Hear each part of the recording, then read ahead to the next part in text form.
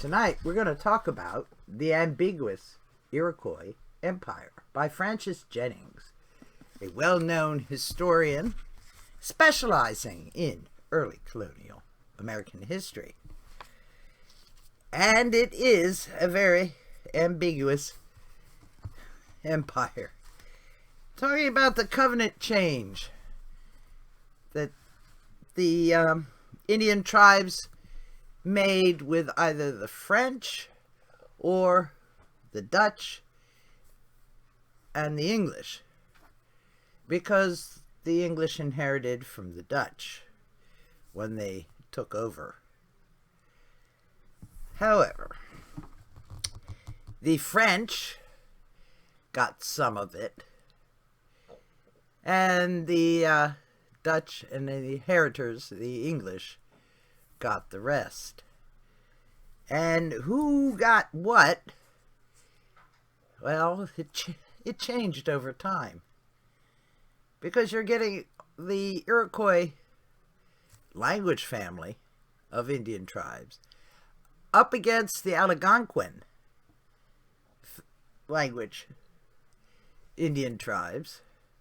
The Algonquins generally sided with the French, and the Iroquois sided with the Dutch and English.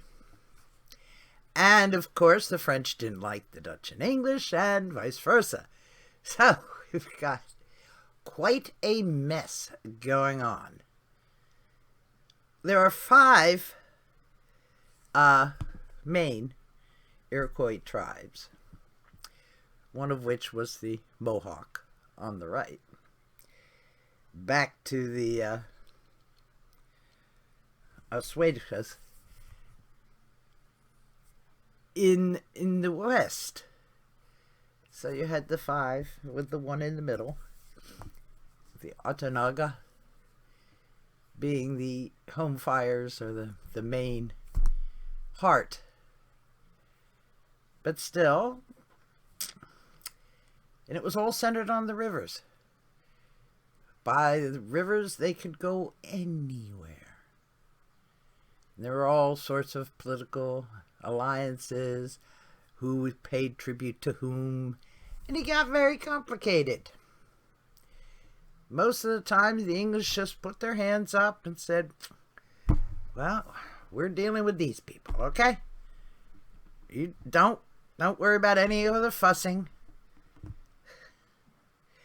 In the end, though,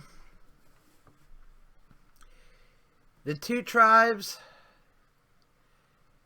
that ended up basically surviving only did so by the skin of their teeth.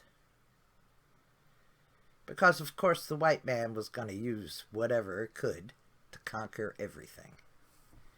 Just as they still do. You know? Now, Jennings isn't your typical historian. He doesn't accept American exceptionalism at all. He calls a spade a spade. And most of the white people who came to New England, especially, loved to put Indians in chains of slavery. Because, you know, they did feel they were a lesser people.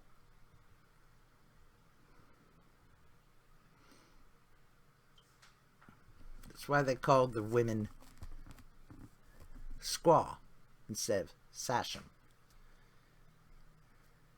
That's why they belittled some, because women had power in amongst the Iroquois family of nations.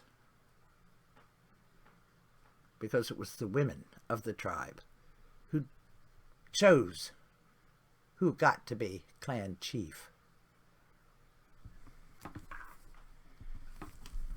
Women, of course, operating on a higher, more perhaps religious and wisdom level than your ordinary warriors, whose business it was to handle war women were there to make peace and to mark treaties and things of that nature. But of course, no white man was going to buy into that system because of ego. But still, it is a ponderous book. Dr. Jennings is not the most sprightly of writers, but he does have his knife out every now and again, just to wake up and put a little drama into your life. But you'll find his reasoning is impeccably logical, and his ability to ferret out sources is amazing. So, I think if you're serious about early American history, you have got to put Francis Jennings onto your list. I hope this helps. Thank you for watching, and please do come again.